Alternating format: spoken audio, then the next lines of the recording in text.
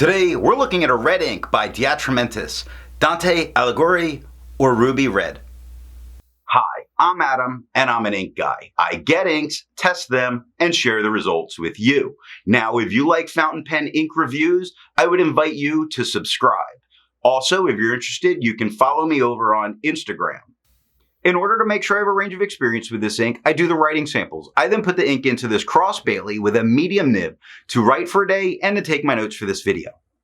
In order to have some standardization in my writing samples, I always use Clairfontaine, Tomoe River, and Rhodia paper. Now, let's look at the writing sample. I picked this ink up in sample form, so it came in a vial like this. And to keep my writing samples consistent, I use a Jinhao 159 with a Goulet 1.1 stub, a Jinhao X450 with a Goulet medium, and a Jinhao X750 with a Goulet extra fine. Let's take a look at the Clairfontaine. We get no bleeding, no ghosting. The 1.1 is no feather, spread, halo sheen, and no shade. Now the extra fine is a little bit lighter than the stub with no feather, spread, halo sheen or shade, and 9 seconds to dry. The medium is darker than the extra fine, about the same tone as the stub, with no feather, spread, halo sheen, no shade, 13 seconds to dry. The scrubby shows us there is no color variation, and there was none. Tomoe River. No bleeding, normal Tomoe River ghosting. The 1.1 has no feather, spread, halo sheen, no shade. The extra fine is a little bit lighter than the stub with no feather, spread, halo sheen, no shade, 11 seconds to dry. The medium is darker than the extra fine, about the same as the stub with no feather, spread, halo sheen or shade, and 17 seconds to dry. Scrubby for both shows us no color variation, and we didn't get any. Rhodia. No bleeding, no ghosting. The 1.1 has no feather, spread, halo sheen or shade. The extra fine is, again, lighter than the stub with no feather, spread, halo sheen, no shade, 10 seconds to dry. Medium, darker than the extra fine, about the same tone as the stub with no feather, spread, halo sheen, no shade, 14 seconds to dry. The scrubby for both shows no color variation, and we got none. I agree with Vita that there's a lot to be learned by doing multiple chromatographies. The one on the left is done the way it's supposed to be done. I put a line of ink down and immediately put it in the water for 10 to 15 seconds. And we see this is a true red. This is fleeing the water, pushing its way straight up. It is a very consistent dark red. And the one on the right, I let dry for 10 minutes before I dunk it into water. And you really don't notice much of a difference between these two chromatographies. It does tell me I'm not expecting much resistance here.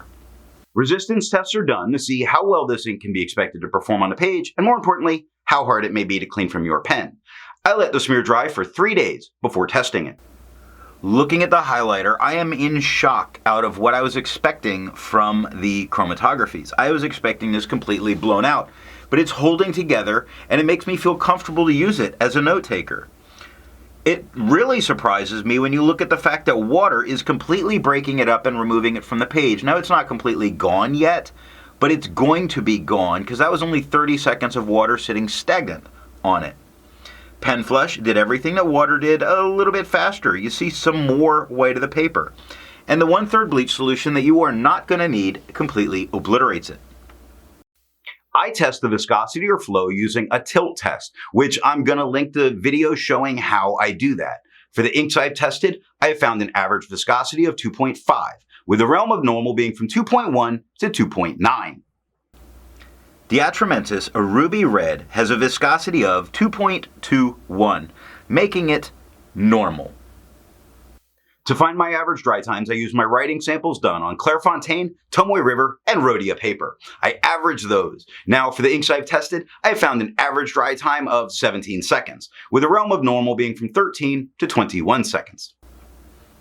The Atramentis, a ruby red, has an average dry time of 12 seconds, making this a faster drying ink. Instead of finding inks that look like the Atramentis Ruby Red, I would prefer to find an ink that complements its color on the page. I wanted a nice brown and chose Diamine's Golden Brown. The second writing sample is done on Life, Apica CD, and Franklin Christoph paper.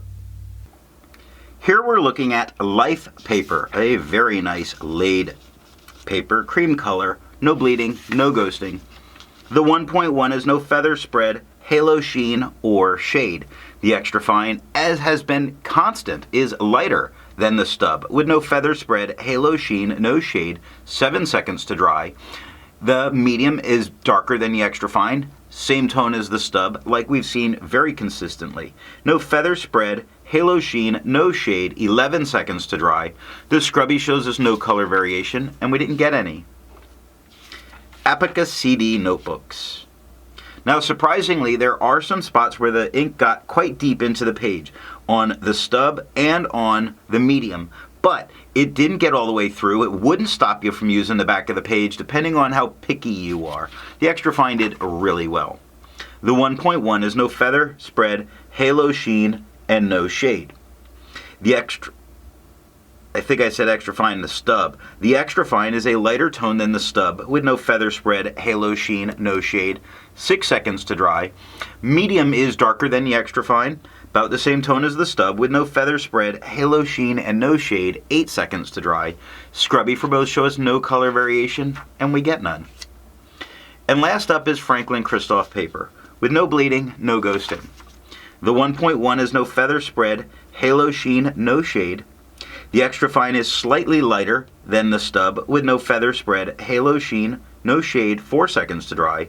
The medium, darker than the extra fine, same tone as the stub. No feather spread, halo sheen, no shade, 7 seconds to dry. Scrubby for both, no color variation because there was none, and that is all that I have for the writing sample. So what do I think of Atramentis, Dante, Alighieri, or Ruby Red?